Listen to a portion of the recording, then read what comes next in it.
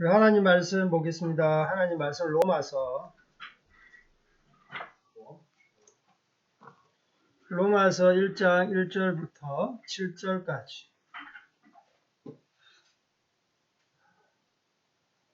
로마서 1장 1절부터 7절까지 우리 찾으시면서 잠깐 우리 광고 말씀드리겠습니다. 저희 이제 그레이스 교회 당분간 가정에서 예배 드립니다. 예배 공간이 이렇게 바뀌었지만 그래도 하나님 앞에 저희들이 신령과 진정으로 예배하고 또 말씀을 가르치고 선포하는 일에 열심을 낼 수 있도록 기도 부탁드리고 또 하나님께서 순적하게 인도해 주셔서 좋은 공간이 마련될 수 있도록 그렇게 또 기도하기를 원합니다. 그리고 오늘 또 감사하게 전광훈 목사님께서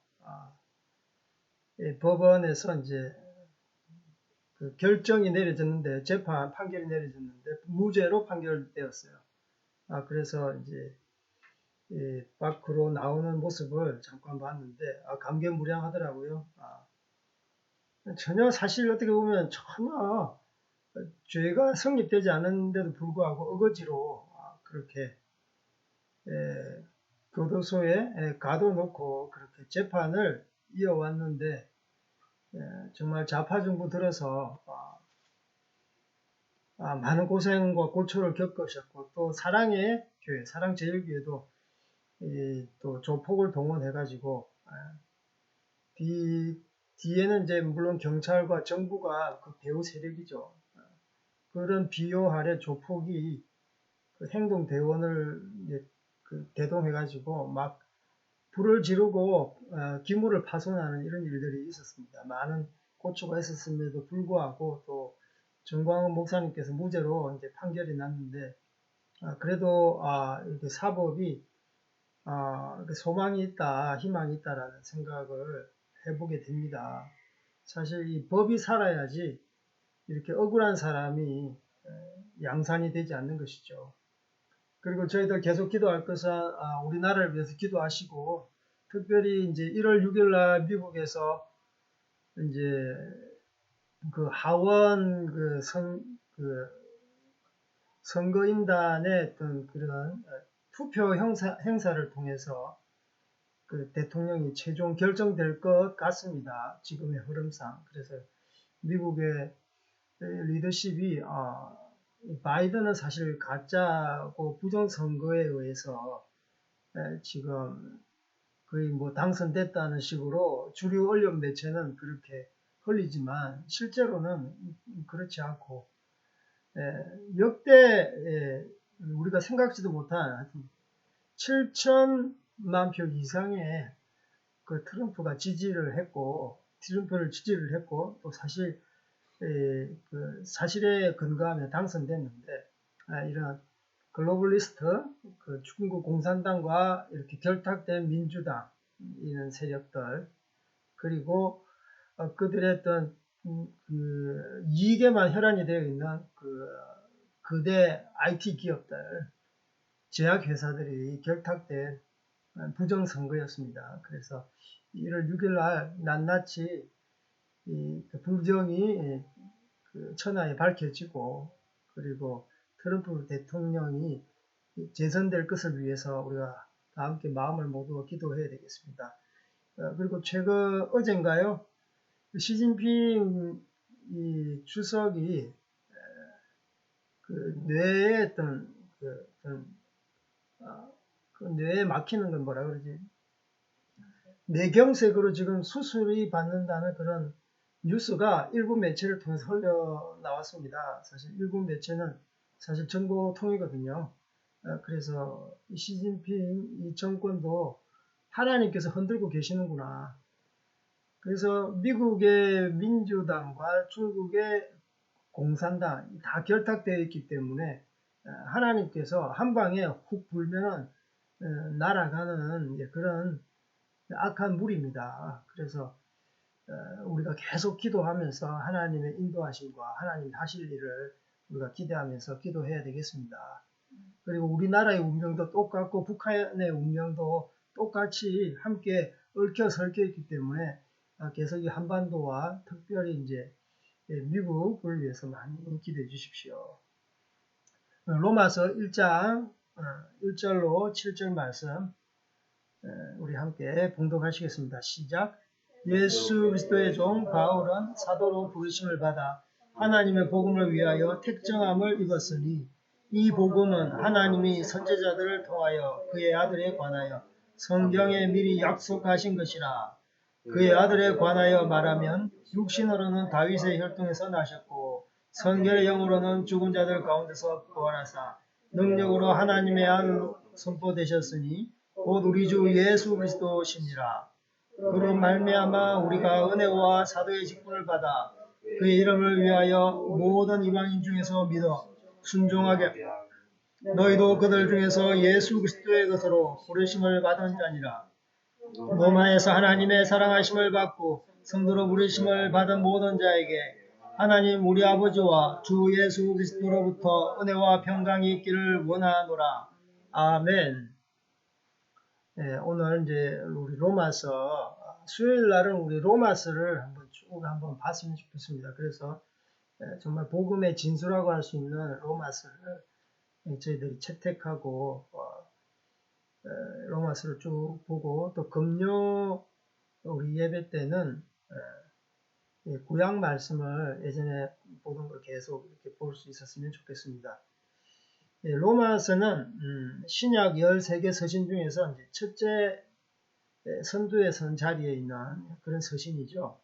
로마에 있는 교인들, 로마 교회를 향해서 복음에 대한 그것을 정말 진수가 무엇인지, 복음의 핵심이 무엇인지, 또 정말 복음과 율법의 상관관계가 무엇인지 그런 것에 대해서 복음의 진수에 대해서 이렇게 낱낱이 설명하는 정말 복음 중에 복음서라고 일컫는 책이죠.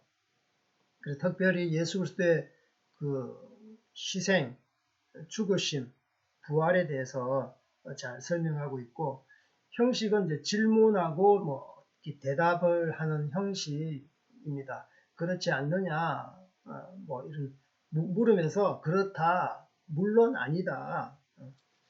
뭐 제가 보니까 뭐 로마서 11장에 보니까 하나님이 자기 백성을 버리겠느냐?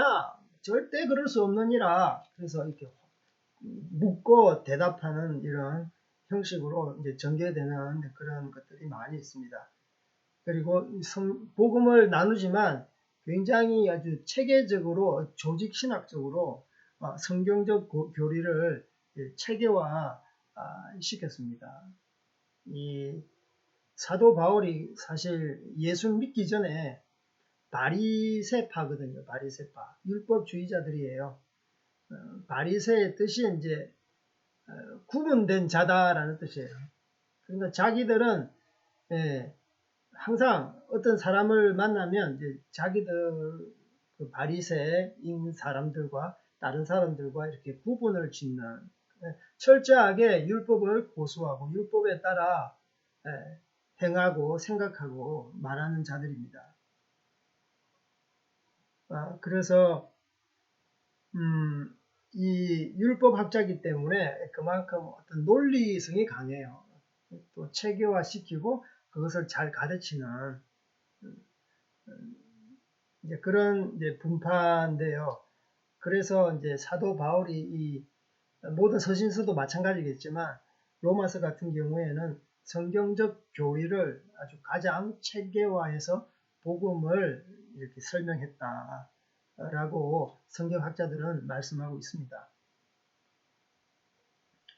그리고 로마서의 주제는 우리가 읽지는 않았는데 그 복음을 로마 교회에 전하기 위한 어떤 그 복음서입니다. 1장 15절에 보면 우리 다 같이 읽겠습니다. 시작. 그러므로 나는 할 수 있는 대로 로마에 있는 너희에게 복음 전하기를 원하노라. 16, 17 시작. 내가 복음을 부끄러워하지 아니하노니 이 복음은 모든 믿는 자에게 구원을 주시는 하나님의 능력이 됨이라. 먼저는 유대인에게요 그리고 헬라인에게로다. 복음에는 하나님의 의가 나타나서 믿음으로 믿음에 이르게 하나니 기록된 바 오직 의인은 믿음으로 말미암아 살리라 함과 같으니라. 예, 로마 교회에 하고 싶은 내용 결국은 이제 복음을 너희들에게 전한다. 그래서 이 복음은 무엇인가? 모든 믿는 자에게 주시는 그 구원을 주시는 모든 믿는 자에게 구원을 주시는 하나님의 능력이 된다. 이것은 유대인과 이방인을 총괄적으로 아울러서 그 복음의 능력이 있다라는 것을 말씀하고 있습니다. 그래서 복음이 하나님의 의가 나타나는데 믿는 자에게는 누구나 그래서 그 믿는 자는 그 의인이 되고 그 의인은 오직 의인은 믿음으로 말미암아 살아가야 함을 말씀하고 있습니다. 예. 그래서 이 로마서는 로마서 책 이름이 로마서잖아요. 그래서 로마 교회에게 진짜 복음이 무엇인지 가짜 복음이 아니라 진짜 복음이 무엇인지를 로마 교인들에게 설명하는 책입니다. 보통 보면 이제 우리가 예수님을 모르는 사람에게 이렇게 복음을 전하잖아요. 그런데 로마는 이제 로마에 있는 성도 예수를 믿는다고 예수님을 주라고 고백하는 그런 성도에게 이 로마서가 읽혀지는 거예요. 그러니까 우리가 예수님을 믿었다고 예수님을 믿는 게 아니잖아요. 처음에 예수님의 그 믿었을 때 그 감격과 흥분과 그런 감사가 있지만 시간이 지나면 지날수록 복음의 진수는 사라지고 어떻게 보면 이제 껍데기로 남는 종교화되는 이제 그런 그런 결과를 가져올 수 있는데 이 로마서를 통해서 너희들이 예수님을 믿는 진정한 복음이 무엇인지에 대해서 다시 한번 복음의 감격을 이제 일으키는 그런 책인 것입니다. 실제로 그렇잖아요. 우리가 예수님을 믿고도 처음에 이제 신유의 은사를 받으신 분들 병이 나왔다. 그래서 예수님이 진짜 구원자이심을 고백하고 그때 첫 감격과 기쁨이 있지만 정말 복음에 대해서 체계적으로 공부를 하지 않고 어떤 말씀을 체계적으로 이렇게 먹지 않았을 때 목양을 받지 않았을 때 그냥 종교적인 예전에 분교를 믿었다. 지금은 기독교로 이렇게 개종했다. 그러니까 종교의 영역에서 이렇게 변화된 그 이하도 아니고 이상도 아닌 그런 경우가 굉장히 많거든요. 그러니까 예수 믿고 나서도 부단히 그 복음 가운데 우리가 들어가야 되고 첫째 관문이 기적과 이사와 병치유 어떤 사람들의 복음 전도를 통해서 기쁨으로 어떤 기독교라는 문턱, 예수님을 믿는 그 문턱을 접어들었으면 사실 그 이유부터 중요한 거예요. 진짜 이 복음이 무엇인가? 사실 지금 바울도 마찬가지거든요. 다메섹 도상에서 예수님을 만났습니다. 정말 이 환한 빛이 예수를 전하는 자를 때려잡기 위해서 다메섹으로 가는 도상에서 길 위에서 하나님께서 아주 강렬한 빛을 갖다가 비춰주셨어요. 그래서 그 빛이 말씀하시는데 나는 네가 핍박하는 예수라 라고 말씀하셔서 바울이 거기서 꼬꾸라지잖아요. 그래서 사울이 바울이 되고 그래서 하나님의 부르심으로 택정함을 입어서 이방인을 위한 그 사도로 이렇게 세움받았는데 사실 그 환한빛 다메섹 도상의 체험이 바울에게는 전부가 아닙니다. 시작에 불과한 겁니다. 그러니까 언뜻 우리가 보통 볼 때 사도 바울은 다메섹 도상에서 그런 이적과 기사와 그런 엄청난 하나님의 그 만남이 있었다라고 이 사람의 그 회심을 전부 그 이적과 기사 하나님의 어떤 특별한 만남으로 우리가 다 생각하기 쉬운데 절대 그렇지 않다는 거예요. 사도 바울이 어떻게 했습니까? 예, 이 바울이 하나님을 만나고 나서 다메섹 도상에서 예수님을 만나고 나서 바로 어디를 갔느냐? 그 아라비아로 갔어요. 그것이 이제 갈라디아서 1장 17절에서 18절에 있습니다. 우리 한번 볼까요? 갈라디아서 1장 17, 18 시작. 또 나보다 먼저 된 자들을 만나려고 예루살렘으로 가지 아니하고 아라비아로 갔다가 다시 다메섹으로 돌아갔노니 그 후 3년 만에 내가 게바를 방문하려고 예루살렘에 올라가서 그와 함께 15일을 머무는 동안 여기까지입니다. 그래서 18절에 보면 그 후 3년 반 그러니까 다메섹 도상에서 회심 사건 후에 3년 만에 이제 예루살렘 게바가 베드로죠. 베드로를 방문하려고 예루살렘으로 올라갔대요. 그래서 아라비아로 갔는 그 기간 동안 성경학자들이 무엇을 했겠는가? 아까도 말씀했던 것처럼 사울의 배경은 바리새파 중에 바리새파, 그리고 베냐민 지파요, 율법학자요. 그러니까 당대 최고의 그 법학도라는 겁니다. 그러니까 자기가 늘 익숙한 율법서를 갖다가 읽지 않았겠어요? 서신서를 읽지 않았겠어요? 구약을 읽지 않았겠습니까? 그래서 아라비아의 그 광야에서 정말 하나님과의 그 친밀한 관계가 살아있는 말씀을 통해서 일어났던 것이죠. 그래서 그때 내가 만났던 예수님이 어떤 분인가, 내가 믿기 전에 핍박했던 예수님이 어떤 분인가, 구약에서 말씀하시는 예수님이 어떤 분인가 라는 것을 그 아라비아 광야에서 더 깊이 다메섹 도상의 회심 사건 이후 더 깊이 있는 회심이 일어났고 더 깊이 있는 예수님을 만나는 일들이 일어났다라고 성경학자들은 그렇게 유추를 하는 것입니다. 그래서 이 로마서가 로마 교회의 믿는 자들에게 단지 예수님을 믿는 그 첫 관문의 그 신앙생활에서 벗어나서 더 깊이 있는 복음으로 들어가기를 원하고 이제는 정말 삶 가운데 그 믿음이 들어가기를 원하고 이 또 복음이 너를 통해서 이방인과 만방, 열방 가운데 흘러가기를 원하는 그리고 이 복음을 통해서 믿음이 삶을 통해서 꽃이 피기를 원하는 그런 마음이 이 로마서에 고스란히 드러나게 되는 것입니다.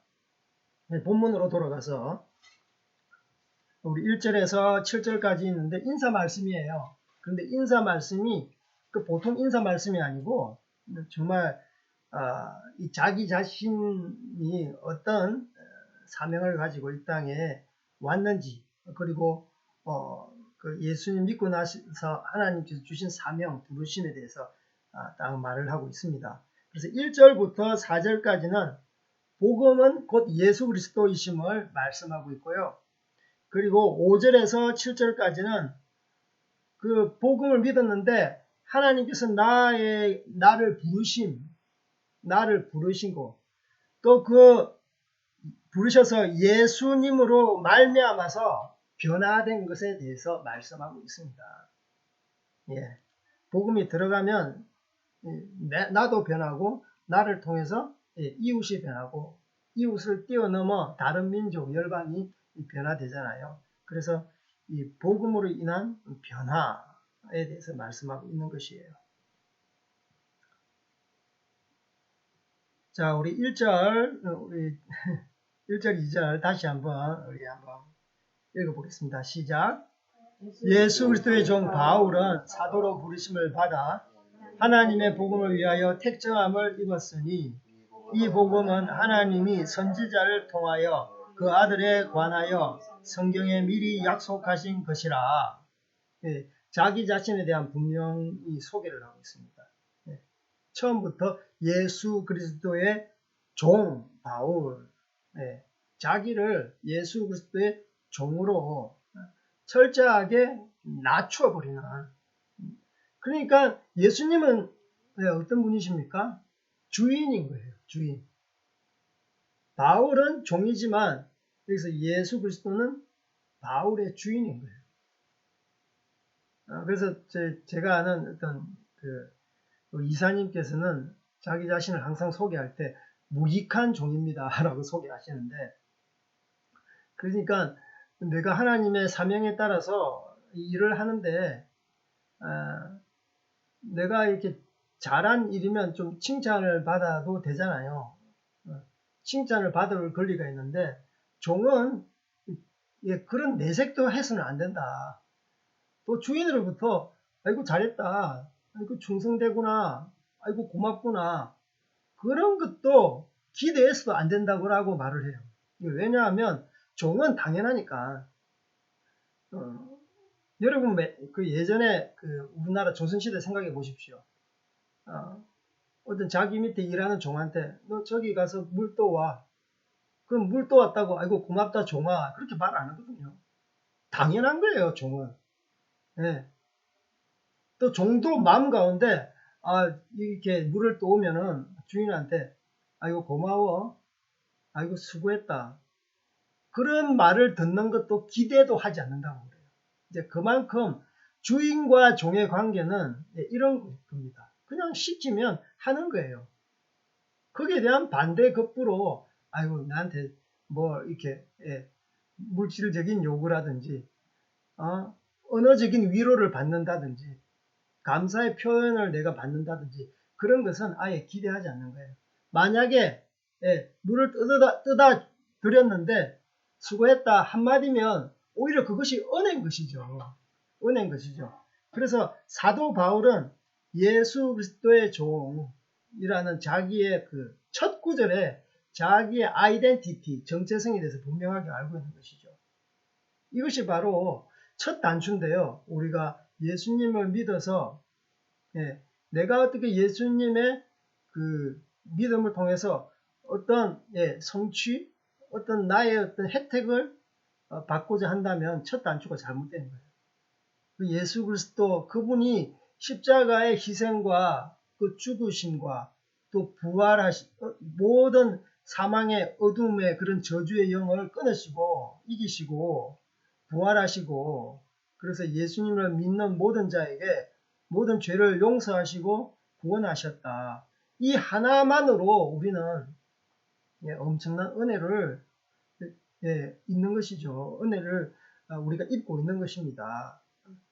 그래서 사도 바울은 예수님과 나와의 관계는 정말 나는 그분의 종입니다. 나는 당신의 분부대로 하겠습니다. 이런 첫 단추를 끼면서 말씀하고 있습니다. 그리고 사도로 이제 부르심을 받았다라고 그러잖아요. 이건 굉장합니다. 보통 그때는 12사도가 있었는데 자기도 이렇게 사도로서 어떤 그 반열에 있다는 것이죠. 나도 예수님을 직접 만났다. 그래서 이 사도권에 대해서 끊임없이 주변에 있는 사람들이 흔듭니다. 그래서 가짜 복음과 거짓 교사를 통해서 그렇게 복음을 훼손하려고 할 때 바울은 자기의 사도권을 지키면서 다른 복음은 없다 그러면서 끊임없이 진짜 복음, 하나님의 은혜의 복음, 율법에 근거한 복음이 아니라 은혜의 복음, 십자가 희생을 통한 그 부활의 복음을 일목요연하게 그렇게 설파했던 것입니다. 그래서 자기의 사도, 이것은 어디로부터 왔는가? 예수 그리스도의 그 부르심을 통해서 왔다라고 말씀하고 있고요. 하나님의 복음을 위하여 택정함을 입었다. 나는 이 복음으로 인해서 복음 예수 그리스도 복음의 진수 예수 그리스도 이것을 위해서 택정함을 입었다. 이 택정함을 입었다 헬라 원어를 살펴보면 아포리조인데요. 이것은 분리하다. 여기서 보면 택정하다, 택하다, 정하다. 근데 더 깊이 헬라 원어를 보면 분리하다, 따로 떼어놓다 라는 말입니다. 예, 분리하는 거예요. 그래서 아까도 여러분에게 말씀했던 것처럼 예수 믿기 전에 이 바울은 바리새파입니다. 바리새가 이 원어의 뜻이 구별된 자다, 분리된 자다 이 말입니다. 그래서 그때는 이런 율법을 지키고 그래서 다른 사람의 종교적으로 이렇게 분리되었다라는 그런 어떤 신념을 가지고 신조를 가지고 자기 인생을 살았으면 예수님을 믿고 난 이후로는 철저하게 이 복음 때문에 내가 분리된 자다. 택정함을 입은 자다. 그래서 나는 이 복음을 위해서 나의 생활, 사사로운 생활에서 완전히 분리되고 나의 사사로운 욕심과 욕정으로부터 분리되고 이 복음을 필요한 잃어버린 영혼들을 향해서 이방 백성들을 향해서 전하는 나는 선교사다, 사도다라고 말씀을 하는 것이에요. 그래서 이 한 구절 안에 사도 바울은 정체성이 있는 것입니다. 나는 종이다. 나는 사도다. 그리고 나는 복음을 위하여 구분된 자다. 그 2절에 보면 이 복음은 하나님이 선지자를 통하여 그의 아들에 관하여 성경에 미리 약속하신 것이다. 그래서 이것을 보면 2절을 보면 아까 제가 말씀했던 것처럼 성경을 얼마나 깊이 상고했는지 성경을 통해서 얼마나 깊이 있게 하나님과의 만남이 있는지를 알고 있는 거예요. 아까 성경 율법 학자라 그랬잖아요. 그래서 하나님이 선지자를 통하여 선지서에 보면 많이 나옵니다. 특별히 이사야서 53장에 보면 예수님에 대한 그 예표, 상징적인 그런 구절들이 굉장히 많이 있어요. 그래서 선지자들을 통하여 그의 아들 예수 그리스도에 관하여 성경에서 미리 예언을 했던 그런 내용들이 많이 있던 것이죠. 그래서 이미 미리 약속하신 것이라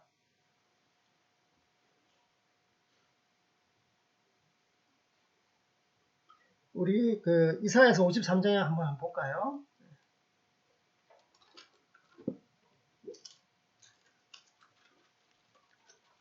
저는 이제 이게 워낙 유명해가지고 그 예수 그리스도를 이제 미리 예표하는 말씀, 예언의 말씀인데 저는 중국어로 다 외워버렸어요.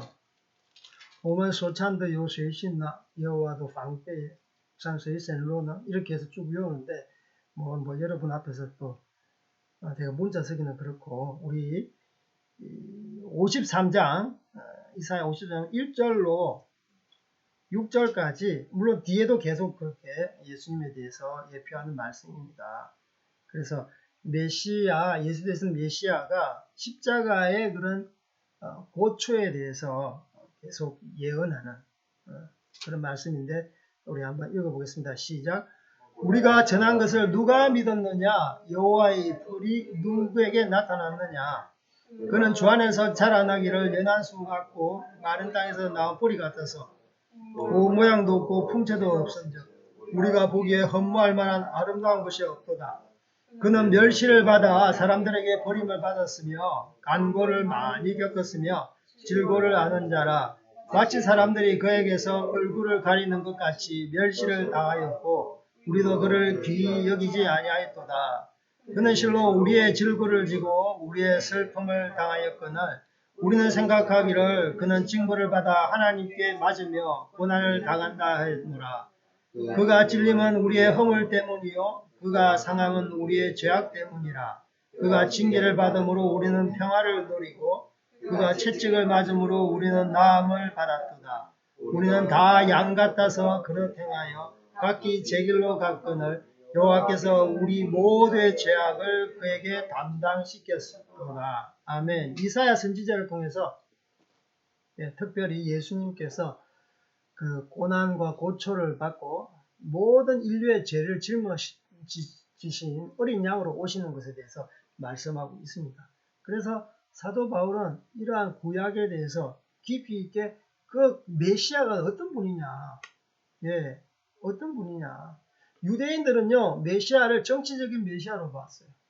정복하고 우리를 이 로마, 이 열국의 그런 그 철권 통치 지도자로부터 우리를 구원할 자, 그런 메시아, 정치적인 메시아, 정복자로서 그런 메시아가 올 것이다 라고 했는데 메시아는 그렇지 않은 거죠. 십자가의 고초와 고난을 담당하시기 위해 이 땅 가운데 오셨고, 단지 고난과 고초를 담당하기 위한 목적이 아니라 인류의 모든 죄를 짊어지고 그것을 해결하시기 위해서, 실제적으로 우리 정치적인 그런 위험, 군사적인 위협으로부터 어떤 구원받는 것, 물론 구원이죠. 그러나 본질적인 핵심적인 우리의 구원은 인간의 죄의 굴레로부터 거기서 끄집어내는, 거기서 탈피하는 것이죠. 모든 종교가 그래요. 어떻게 하면 죄를 사는가. 예, 제가 섬기는 티베트 불교 또한 마찬가지입니다. 어떻게 하면 자기들이 공덕을 많이 쌓아 자기가 지은 그 죄가보다 무거우면 좀 나은 동물로 태어나고 개로 태어나고 그런 그 사상을 갖고 있어요. 불교적인 사상을 갖고 있다는 거예요. 그래서 어떻게 하면 이 인간의 죄라는 그 굴레에서 이것을 벗어날 수 없을까? 이 죄의 굴레에서 벗어나는 것이 모든 인간, 양심을 갖고 있는 사람들은 그것이 바로 진정한 구원, 본질적인 구원이라고 말을 하는 것이에요. 그래서 사도 바울이 그것에 대해서 깨달은 거예요. 구약에서 이렇게 예언하시는 메시아는 십자가를 지시고 고초를 짊어지시고 모든 인류의 죄를 담당하시고 용서하시기 위해 이 땅 가운데 메시아 구원자로 오셨구나 라는 것을 깊이 있게 이 복음에 대해서 깨달았던 것입니다. 우리 3절 4절 우리 함께 다시 한번 보겠습니다. 시작. 그의 아들에 관하여 말하면 육신으로는 다윗의 혈통에서 나셨고 성결의 영으로는 죽은 자들 가운데서 부활하사 능력으로 하나님의 아들로 선포되셨으니 곧 우리 주 예수 그리스도시니라. 아멘. 그래서 복음의 그 핵심은 예수 그리스도입니다. 우리가 예수 그리스도 외에 다른 것에 대해서 너무 많은 것을 이렇게 교훈하고 가르치면 안 되는 거예요. 그래서 예수 그리스도의 가르침 그 말씀에 벗어나면 안 되는 것입니다. 교회에서 좀 이렇게 가르치다 보면은 자꾸만 이렇게 세상적인 것하고 이렇게 혼합해서 이렇게 하나님 말씀을 이렇게 잘 버무려 가지고 성도들한테 이렇게 목양하려고 하는 그런 현대 교회 다원주의가 침투한 한국 교회 가운데 사실 많은 이런 그래서 이 복음이 퇴색되는 그런 것들이 많아요. 예수 그리스도 한 분 외에는 다른 복음이 없습니다. 예수 그리스도 한 분 외에는 다른 구원이 없습니다. 예수님 외에 다른 것을 이렇게 덕지덕지 붙여버리면 사실 복음이 안 되는 것입니다. 예수님만으로 충분한 것입니다. 왜 예수님 그분 위에 양념을 치려고 하는지 모르겠어요. 사람의 어떤 사상 쉽게 믿게 하려고. 신앙의 그 본질은요, 왕도가 없습니다. 로얄 로드가 없어요. 정말 예수님 말씀대로 그것을 믿고 따르는 그 다른 방법 외에 없어요. 쉽게 예수 믿고 쉽게 이 신앙생활 하는 것, 고난 받지 않고. 처음에 예수님을 믿을 때는 예수님께서 위로해 주시고 격려해 주시고 잘했다 칭찬해 주십니다. 예, 이렇게 다둑 끓여 주시고 우유를 먹이시고 젖을 먹이시면서 우리를 품어주세요. 때로는 실수해도 넘어가시지만 정말 복음의 진수를 깨닫고 그분의 어떤 말씀 깊은 곳까지 들어가면 우리가 복음으로 인해서 깨어질 영역이 많이 있구나. 우리가 깨달아야 되는 것입니다. 그래서 예수 그리스도 이것을 쉽게 믿으려고 하고 예수와 함께 다른 어떤 세상적인 것, 다른 어떤 인간적인 사상과 함께 어울러 가지고 혼합해서 함께 믿으려고 하는 사실 다원주의적인 사상이 들어온 것이에요. 제가 이제 섬기는 티베트 불교의 이 종교의 수장이 달라이 라마입니다. 달라이 라마도 성경에 대해서 해박합니다. 그들 사원에서 뭐 요한복음도 가르치고 그리고 세상 캠브리지 이런 영국에 있는 최고의 학부 대학 강당에서 성경은 무엇인가라고 이렇게 설법도 한대요. 그러니까 이 사람들도 성경하고 자기들의 불교적인 교리하고 어떤 철학 사상하고 한때 얼버무려 가지고 그 성경에 대해서 가르치는 거, 그건 사실 복음이 아니에요. 오히려 복음을 이렇게 대적하는 것입니다. 근데 목사도 또한 마찬가지인 것입니다. 성경 교사 또한 마찬가지인 거예요.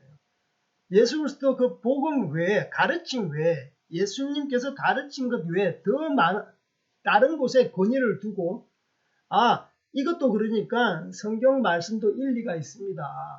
예. 성경 말씀을 그 권위에 두고 다른 것을 갖다가 이렇게 끄집어서 이 성경 말씀이 더 부각되고 더 귀한 말씀으로 이렇게 돼야 되는데 그렇지 못한 경우가 얼마나 많습니까? 여러 가지 예화와 교훈을 들어서 오히려 성경 말씀을 기억나는 것보다 예배 후에 어떤 좋은 예화가 떠오르고 어떤 사람의 위인 철학자 말씀이 그들의 명언이 떠오르면 이것은 잘못 믿는 것이고 잘못 설교를 알아들은 것이고 또 설교자도 잘못 전달된 거예요.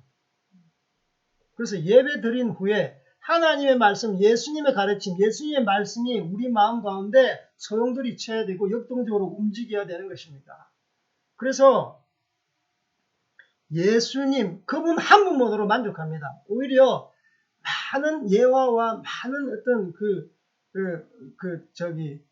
비교적으로 말을 안 해도 돼요.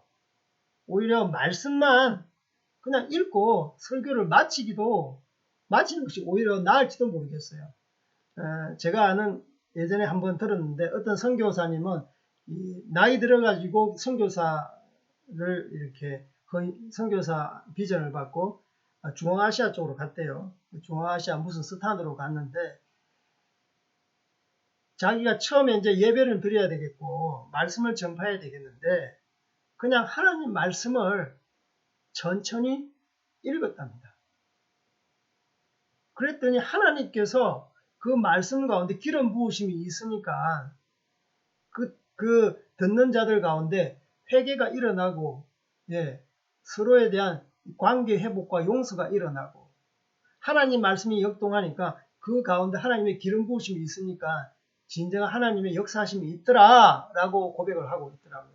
그래서 그 중앙아시아 내전이 빗발치는 그곳에서 예배 시간, 주일 예배 시간 되면은 그 전쟁 와중, 내전 와중에도 불구하고 그 시간은 현장 예배를 고소하면서 그렇게 복음을 전했대요. 그러니까 지금 수사학적으로 뛰어난 설득을 하거나 그런 말씀이 아니라 하나님 말씀을 그대로 읽고 기도하고 이 말씀대로 가르침대로 우리는 믿어야 됩니다. 여러분 주님의 이름으로 축복합니다. 믿음을 주십시오. 단지 그런 것밖에 안 했대요. 저는 그것을 보면서 정말 그렇구나.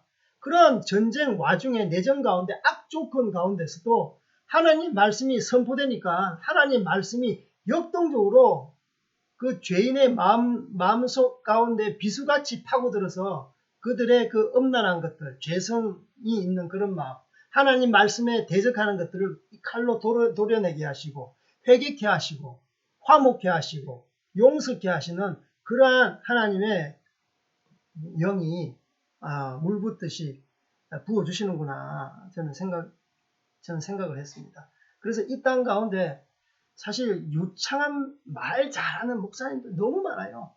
예. 또 뭐 인문학 책을 잘 읽어서 그것을 인문학적으로 성경 말씀을 정말 들으면 감동적이에요. 기성정결, 설득력도 탁월합니다. 또 말씀, 의의 단어가 얼마나 고상한지 몰라요. 그런데 우리가 귀만 높아져서 정말 복음의 진수는 남녀노소 물은대소하고 누구나 들으면 이해되는 것입니다. 그래서 예수님의 비유를 보면 정말 주변에 있는 흔히 일어나는 일들, 예, 공중에 나는 새를 보고 나무를 보고 농사 짓는 어떤 사계절의 어떤 흐름을 보면서 우리가 능히 정말 일자 무식자라도 들으면 이해되는 그런 복음을 말씀하고 설명했잖아요. 그래서 우리가 이 시대에 정말 back to the Bible 말씀으로 돌아가자. 제2의 종교 개혁이 무엇입니까? 결국은 오직 성령으로, 오직 말씀으로, 오직 은혜로, 오직 믿음으로 본질로 돌아가는 것입니다. 코로나 시대에 계속 사람들이 다른 것을 찾으려고 해요. 예수 그리스도 이외에 다른 것을 통해서 어떻게 보면 예수님을 잘 믿어볼까? 다른 방법은 없습니다. 예수님의 그분 말씀 가운데, 예수님 가운데, 오직 그 믿음 가운데, 은혜 가운데, 성령님의 조명하심, 오직 성령으로 말미암아 우리가 다시 한번 회복될 수 있는 것입니다. 그래서 사도 바울은요, 자기의 분명한 정체성, 그 아들에 관하여서는 말씀하잖아요. 예수 그리스도 그분에 관하여서는 육신으로는 다윗의 혈통으로, 그러니까 예전에 그 언약의 말씀을 통해서 그 유다 지파 다윗의 혈통을 통해서 예수 그리스도 메시아가 오신다. 그 하나의 뜻이 있고 예수님은 철저하게 인성을 지니신 분이시다. 100% 인성을 지니신 분이시다. 그런 뜻도 있습니다. 그리고 4절에 보면 영어로는 성결, 거룩의 영어로는 죽은 자 가운데서 부활하사 능력으로 하나님의 아들로 선포되셨으니 이는 곧 우리 주 예수 그리스도다. 하나님은 거룩한 영을 갖고 있는 거예요. 그래서 성령으로 마리아의 그 태를 빌어서 나오신 것이죠. 그래서 완전한 육신, 완전한 성결의 영을 갖고 있는 거예요. 그래서 양성 그 론에 대해서 시비가 많이 붙었어요. 예전에 초대교회 때. 그래서 칼케톤 회의에서 칼케톤이 AD 451년에 이제 동방교회, 서방교회 이렇게 막 논쟁이 오고 갔는데 그때 이제 칼케톤 회의에서 칼케톤 신조 양성론에 대해서 분명하게 딱 이렇게 마침표를 찍었어요. 예수 그리스도는 기독론에 대해서 어떤 분이신가? 예수님은 100% 완전한 육체를 가진 인간이신 예수님. 그리고 100% 완전한 하나님이신 예수님. 그 완전하신 신성을 갖고 계시고 완전하신 인성을 갖고 계신다. 어떻게 보면 거기서 충돌할 것 같은데 그렇지 않습니다. 이제 그렇게 그 우리 예수님은 이제 우리 3절 4절 예수님 이런 분이시다. 그래서 이 땅 가운데 따오천으로서 성육신함으로 이 땅 가운데 말씀으로 오셨다. 그분이 바로 우리의 구원자 예수 그리스도이시니라 라고 말씀하고 있는 것입니다. 그래서 1절에서 4절까지는 복음, 그분이 누구신가? 곧 예수 그리스도. 나는 그 복음의 그 주인 되신 예수 그리스도의 종된 자이다. 라고 말씀을 하는 것이죠. 그리고 마지막 그 후반절에 이제 5절에서 6절 후반절에는 그 복음의 종된 자기의 이제 부르심에 대해서 또 복음으로 부르심, 그러니까 변화받은 자들이 그 변화가 자기의 변화로서 끝나는 것이 아니라 그 변화는 성령의 그 조명으로 인해서 내가 예수 그리스도로 주로 고백할 수 있잖아요. 성령이 아니면 주님을 주로 고백할 수 없어요.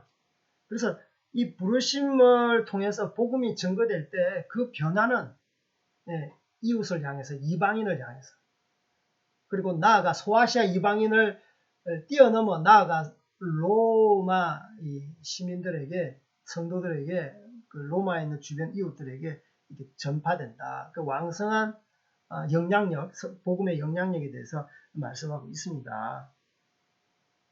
우리 5절, 6절 한번 다시 한번 읽겠습니다. 시작. 그로 말미암아 우리가 은혜와 사도의 신분을 받아 그의 이름을 위하여 모든 이방인 중에서 믿어 순종하게 하나니 너희도 그들 중에서 예수 그리스도의 것으로 부르심을 받은 자니라. 아멘. 여기 보면 이제 그 5절 딱 처음에 그로 말미암아, 그것이 바로 예수 그리스도 그분으로 말미암아 사도의 직분을 받았다는 것이죠. 그 예수 그리스도 그분으로 근거해서, 그분으로 말미암아, 그분의 허락으로 인해서 내가 사도의 직분을 받았다.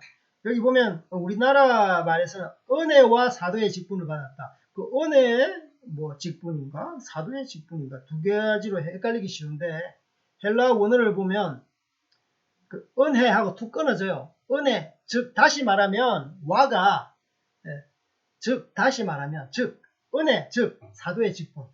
은혜, 다시 말하면 사도의 직분. 그러니까 예수 그리스도의 은혜로 말미암아서 자기의 사도의 직분이 입히워졌다는 것을 말씀하고 있는 것입니다. 감사합니다.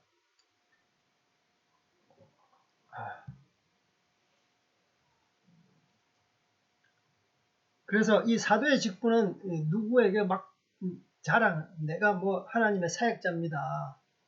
예를 들면 내가 목사입니다. 선교사입니다. 자랑할 필요가 없는 거예요. 예수 그리스도로 말미암아 곧 은혜로 말미암아서 우리가 제가 목사로 세워졌습니다.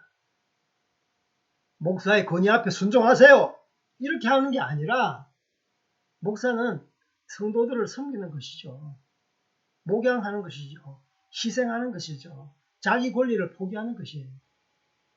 왜냐하면 예수님의 은혜로 이 직분을 맡았기 때문에.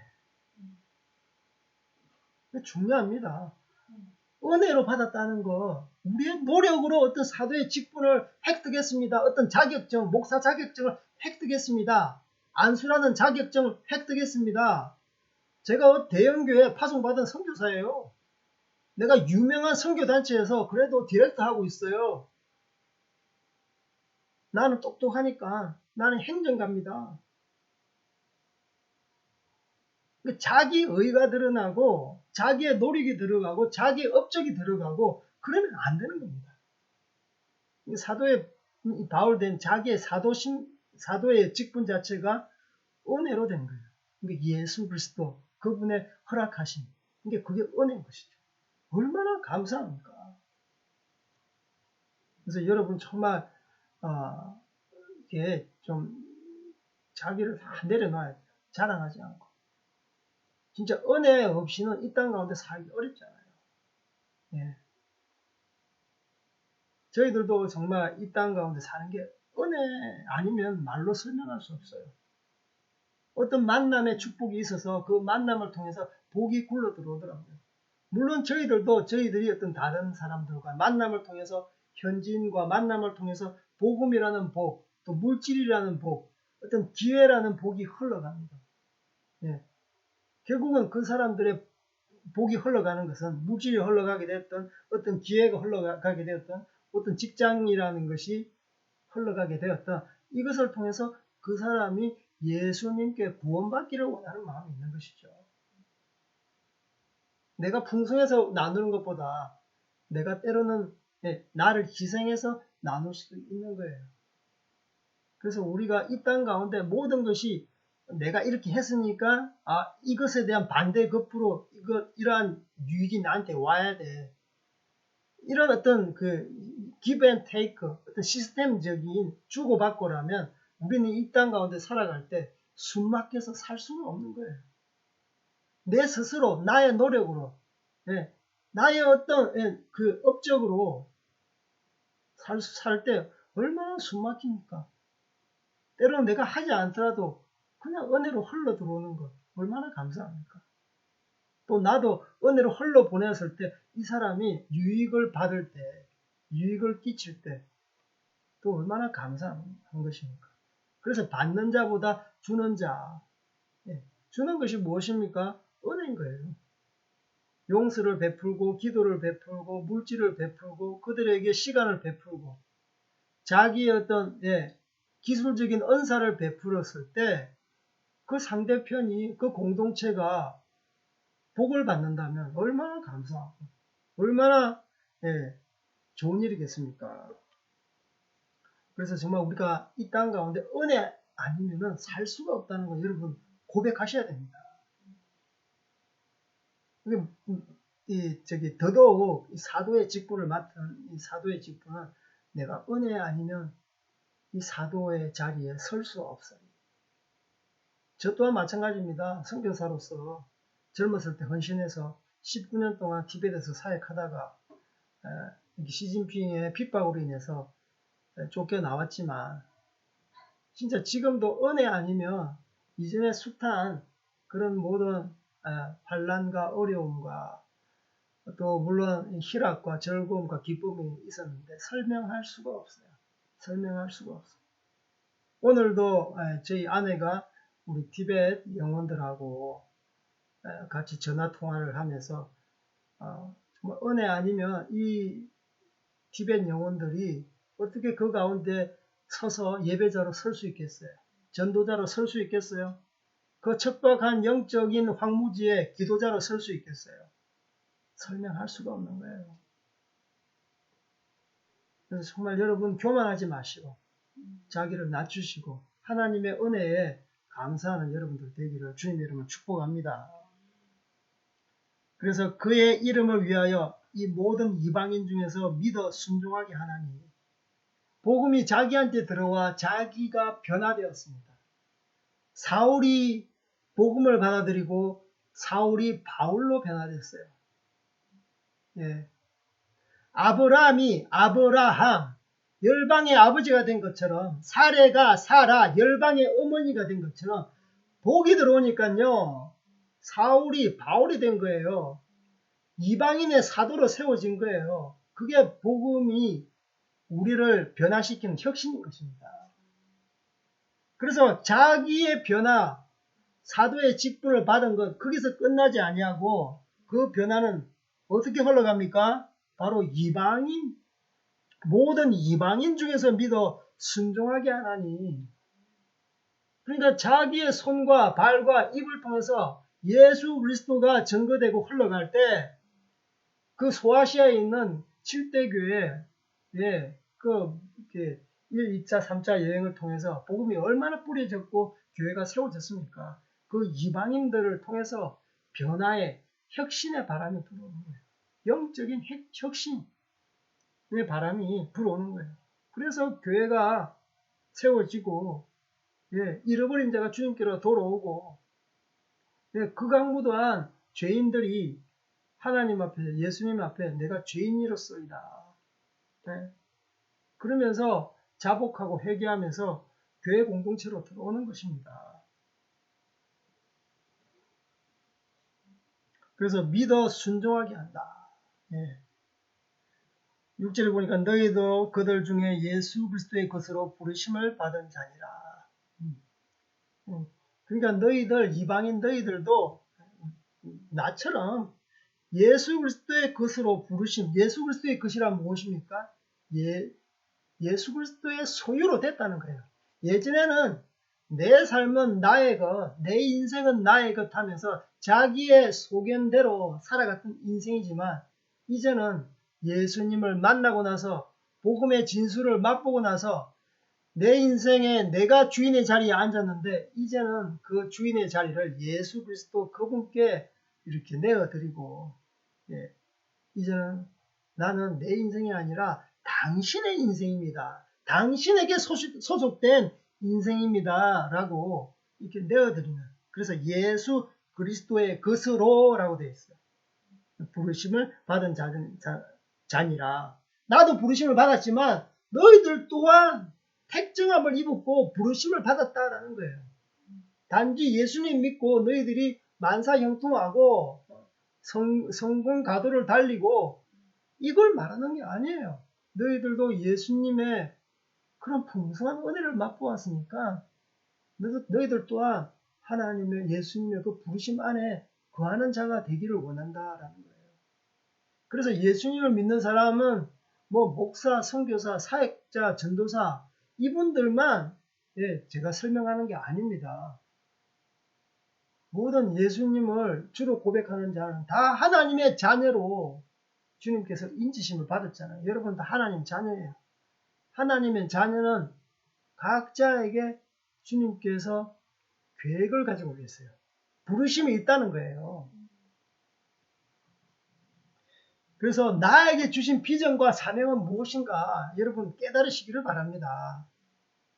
많은 그리스도인들이 정말 예수 믿고 나서 정말 당신의 뜻대로 제 인생이 드려지기를 원합니다. 비전을 부어주십시오. 사명을 부어주십시오. 제 인생 완전히 살라서 당신께 바쳐지기를 원합니다. 이렇게 고백하고 기도합니다. 그런데 정말 그 결정이라는 이제 그 결정에 맞닥뜨렸을 때 굉장히 현실적으로 변해요, 사람이. 이해타산적으로 변해요. 그래서 장래성이 좋은가, 직장을 선택할 때도 내 취향에 맞나, 대학 갈 때 학과를 선택할 때도 내 취미하고 맞나, 장래성 앞으로 취직이 잘 되나, 뭐 그렇게 보면서 근데 정말 하나님께서 부르신 사명은요, 여러분 각자가 기도하면서 말씀을 받아야 돼요. 나에게 주신 말씀이 있어요. 어떤 분이 자기 고등학교 때 그렇게 기도를 많이 했대요. 내가 하나님 제가 어떤 사람 되기를 원합니까? 내가 뭐 할 수 있다 할 수 없다 나의 취향이 이거다 저거다 다 내려놓고 하나님 앞에 기도하겠습니다. 그리고 말씀 보면서 기도하고 그랬대요. 그런데 예수님의 사역이 어떤 사역입니까? 이 말씀이 예수님께서 돌아다니면서 어떻게 사역을 하셨습니까? 가르치고 선포하고 그리고 힐링 고치시고 그런 사역을 했잖아요. teaching, preaching, healing. 그래서 나는 힐링 사역하고 싶다. 그래서 하나님 제가 의사가 되겠습니다. 하나님 지혜를 부어주십시오. 의예과가 굉장히 높네요. 의사 되기가 쉽지 않습니다. 공부 잘해야 되겠습니다. 그러나 하나님께서 말씀을 주셔가지고 그 말씀 받고 그 하나님께서 너의 능력과 너의 취향을 보지 않고 말씀이 레마가 되어서 그 사람 마음 가운데 뇌리 가운데 탁 바뀌니까 야 이것 아니면 나의 존재 이유가 없다. 그래서 그때부터 공부를 시작하게 되었는데 의대에 갈 수 있을 만큼 그러니까 공부를 잘해야 되겠죠. 지혜를 주시는데 다른 과는 눈에 안 들어오더라고 말을 해요. 물론 여러분들 모두가 다 뭐 의사가 되라 이런 말은 아닙니다. 그렇지. 그러니까 하나님 앞에 자기의 모든 걸 내려놓고 기도해라는 것이죠. 아까도 우리 이번에 이제 성탄절을 맞이해가지고 지방에 내려갔는데 그 지역에 이제 크게 사업을 하시는 무익한 종이라는 우리 집사님 직책이 이사님이신데 일터 교회를 하면서 이 비즈니스를 통해서 이 일터 교회를 통해서 이 많은 선교사들을 파송하셨어요. 여러분 뭐 몇 명 후원 선교사 뭐 후원한다 이 정도가 아니에요. 무려 40 몇 가정인가요? 파송을 해버렸다니까요. 협력 파송 아닙니다. 후원 파송 아니에요. 주파송. 물론 다 전문인 평신도 사역자로 가서 일반 교회에서는 그렇게 환영을 받지 않습니다. 그래서 파송받기 쉽지 않죠. 그래서 아싸리 그냥 우리 이 기업이 일터 공동체, 일터 교회입니다. 하나님 여기서 파송하겠습니다. 그래서 무려 40여 가정을 파송했어요. 주파송이 파송하면 보통 한 가족이 4인이라고 보면 적어도 중앙아시아라고 해도 150만원 이상씩 한 달에 들거든요. 그 주파송 교회가 50% 이상 그런 후원비가 주파송 교회에서 이렇게 재정이 지출되는데 보통 100만원 정도 파송 선교사에게 후원을 하지 않을까. 뭐 그거보다 더 하실 수도 계시고. 그래서 우리 집사님은 이러한 비즈니스 사업체를 통해서 열방을 섬기고 주의 종들을 먹이시고 입히시는 거예요. 물론 그 집사님께서도 뭐 학력이 화려하지 않습니다. 하지만 하나님께서 지혜를 주셔가지고 정말 원천 기술을 보유해가지고 대기업도 탐을 내는 그런 기술을 가지고 있어요. 그래서 하나님께서 비전을 부어주시면 하나님께서 지혜를 주십니다. 지금 인공지능 시대에 학벌 시대는 지나갔어요. 하나님께서 사명과 비전을 말씀을 통해서 받으세요. 여러분 기도하시면 하나님께서 사랑하는 자녀에게 보여주십니다. 그래서 예수 믿는 모든 자에게는 부르심이 있다는 것입니다. 조그만 것에 일비하지 마시라니까. 왜 낙심하고 그래요? 조그만의 실패 앞에 그렇게 무릎을 꿇습니까? 천천히 가도 방향이 중요한 것입니다. 그래서 이 사도 바울 모든 믿는 자에게 너희들에게도 주님 안에 소속되어 있으니 부르심이 있다는 것을 말씀하고 있는 것입니다. 여러분 하나님 부르심 앞에 다 순종하시기를 주님의 이름으로 축복합니다. 자기의 것을 다 내려놓으세요. 내가 주인 삼은 모든 것 주님 앞에 다 내려놓으시기를 주님의 이름으로 축복합니다. 그래서 마지막에 이제 로마에서 시작되는데 우리 다시 7절 마지막 절 함께 봉독하겠습니다. 시작. 로마에서 하나님의 사랑하심을 받고 성도로 부르심을 받은 모든 자에게 하나님의 영광을 있기를 원하노라. 아멘. 그래서 이제 마지막으로 이렇게 축복합니다. 로마에서 하나님의 사랑을 받고 성도로 부르심을 받은 모든 자에게 단순한 신도가 아니라 거룩한 자죠. 성도. 하나님의 그 사랑, 그 용서, 사랑, 은혜 이런 것을 받고 거룩한 자, 하나님의 자녀로 부르심을 받은 모든 자에게 축복을 하는 것이죠. 열애가 없습니다. 하나님의 사랑받은 모든 자는 하나님의 축복 안에 있는 것입니다. 그래서 우리 하나님과 주 예수 그리스도로부터 은혜와 평강이 너희 가운데 있기를 원합니다. 이것이 우리의 삶 가운데 우리가 느끼고 우리가 향유해야 되는 축복인 것입니다.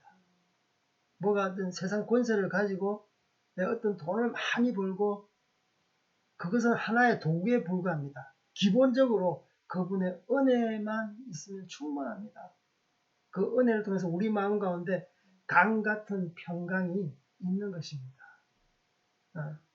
그래서 우리 너무 저바심하지 마시고 너무 이렇게 세상의 그 이해타산 앞에 우리 마음을 빼앗기지 마시고 그분의 은혜와 평강 가운데 푹 빠지시고 누리시기를 주님의 이름으로 축복합니다. 그래서 여러분 정말 하나님께서 여러분의 인생을 인도하실 것입니다. 자기의 생각, 자기의 계획, 자기의 취향을 내려놓고 기도하십시오. 하나님 여러분을 사랑하십니다. 그래서 은혜와 평강으로 가장 선하고 아름다운 길로 여러분을 인도하실 것입니다. 내일이면 이제 또 한 해가 지나갑니다. 그래서 이제 수요 예배 사실 마지막 예배인데 하나님께 여러분 가운데 정말 귀한 인도하심이 있을 것입니다. 은혜와 평강으로 여러분을 축복하시고 여러분을 가장 선하고 아름다운 길로 인도하실 우리 하나님을 신뢰하시기를 바랍니다. 감사합니다. 우리 같이 기도하시겠습니다. 우리 짧게 한 5분 정도 함께 기도했으면 좋겠습니다. 주님, 우리가 주님을 고백한 당신의 사랑받은 자이오니 당신의 거룩한 영으로 우리를 인도하여 주시옵소서. 아버지, 내년에 또 새로운 해 우리의 인생을 인도하여 주시고 당신의 그 사명에 따라서 우리가 달려가는 자 되게 하여 주시옵소서. 은혜와 평강 가운데 거하게 하여 주시옵소서. 우리 이것을 위해서 주님 한번 부르고 기도하시겠습니다. 주여, 주여, 주여. 하나님 아버지, 정말 우리 가운데 아버지와 정말 당신의 그 사랑하심을 부어주셨습니다.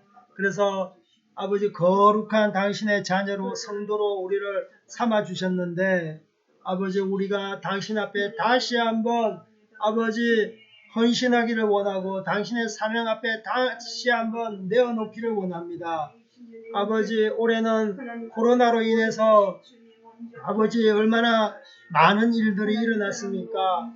다사다난했다는 말도 부족하고 참 많은 일들이 있었는데 우리가 뒤를 돌아보지 아니하고 앞을 향해 아버지 달려가는 자들 되게 하여 주시옵소서. 당신의 부르심을 향해 표대를 향해 예수 그리스도의 복음을 위하여 하나님의 그 부름의 상을 위하여 달려가는 자들 되게 하여 주시옵소서. 아버지 오늘 설교를 들은 모든 자에게 하나님의 부르심 가운데 아버지여 속하게 하여 주시옵소서.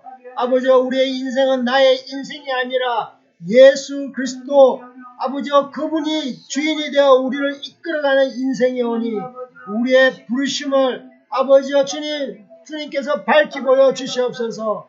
기도를 통해서 말씀을 통해서 끊임없이 당신 앞에 묻고 당신 앞에 기도함으로 아버지여 우리를 아버지여 이끌어 주시기를 원합니다. 우리 마음 가운데 은혜와 평강이 있어야 됩니다. 세상 사람들처럼 우리가 아버지여 생각하지 않게 하여 주시고 아버지여 이해 타산 앞에 우리가 아버지여 조바심을 가지고 거기 앞에 주눅드는 것이 아니라 아버지여 당신은 아버지여 다른 것과 비교 불가한 아버지여 당신의 자녀로 우리를 세우시지 않습니까? 우리가 주님 앞에 다시 헌신하며 나아가게 하시고 그분의 부르심 앞에 순종하게 하여 주시기를 원합니다. 감사합니다. 하나님 아버지 감사합니다. 정말 로마서 정말 시작하면서 우리 사랑하는 우리 사도 바울 우리 선생님을 통해서 우리 선배님을 통해서 우리에게 귀한 예수 그리스도 그분이 진정한 복음임을 일깨워 주신 것 감사합니다. 예수님은 아버지여 당신께서 아버지여 정말 택정하시고 거룩하게 구별하셨습니다. 예수 그리스도 당신의 은혜로 아버지여 택정하셨사오니 아버지여 주님 우리 또한 당신의 은혜로 아버지여 구별된 자들이지 않습니까? 당신의 아버지여 자녀이지 않습니까? 거룩한 성도지 않습니까? 아버지여 이 사도 바울에게 아버지여 특별한 아버지여 이방인의 사도로 부르시고 인도하셨던 것처럼 우리에게도 주님 아버지여 예수 그리스도의 것으로 부르심을 받은 자라고 말씀하셨습니다. 우리에게도 우리 각자에게 당신의 특별한 계획하심과 부르심이 있는 줄 압니다. 아버지여 내년에도 아버지 당신의 부르심 앞에 순종하는 자 되게 하여 주시옵소서. 나의 주인 삼은 모든 것 다 내려놓게 하여 주시옵소서. 당신께서 부르신 부름의 상을 향하여 쫓아가는 저희들 되게 하여 주시옵소서. 그리고 우리 가운데 은혜와 평강이 늘 있게 하여 주시옵소서. 은혜와 평강으로 인해서 우리 마음에 기쁨이 흘러 넘치게 하여 주시옵소서. 그래서 우리를 통해서 다시 한번 변화의 바람, 혁신의 바람이 이웃을 향해, 이방을 향해, 디된 영혼을 향해 불어치게 하여 주시옵소서. 불어치게 하여 주시옵소서. 감사합니다. 주님 사랑합니다. 이 모든 말씀 예수 그리스도 이름 받들어 기도 올리옵나이다. 주님께서 가르쳐 주신 기도로 예배를 마치겠습니다. 하늘에 계신 우리 아버지여, 이름으로 우리 기억을 받으시오며 나라의 것이 뜻이 하늘에서 이룬 것 같이 땅에서도 이루어집니다. 오늘날 우리에게 일용할 양식을 주옵시고 우리가 우리에게 죄지은 자를 사하여 준 것 같이 우리 죄를 사하여 주옵시고 우리를 시험에 들지 마옵시고 다만 하게 쓰어가옵소서. 근세와 영광이 아버지께 영원히 있사옵나이다. 아멘. 우리 주님 부르짖고 기도하시겠습니다. 주여, 주여, 주여.